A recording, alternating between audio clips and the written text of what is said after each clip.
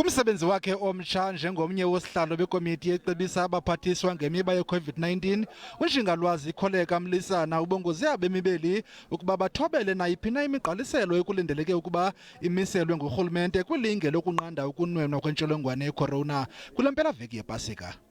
The most important thing, really, as Prof. Abdul Karim mentioned earlier, is just to make sure that we truly try as much as we can to prevent any large gatherings that might actually trigger the infections. Unjingalwazi Mlisana uthi eyona nto aza kuyinika ingqwalasela ephambili kwesi sikhundla sakhe esitsha ngumba wokukhawulezisa kwenkqubo yokugonyela iCOVID-19.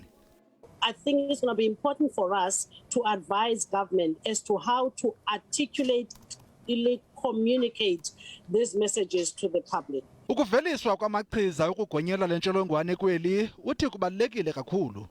We need to make sure that as a country we are part, and we play a role where we can actually develop manufacturing plants within the country. Unjingalwazi Mlisana uthi umsinga wesithathu wolosuleleko le ntsholongwane uza kuxhomekeka kwindlela abaziphethe ngayo abemi beli.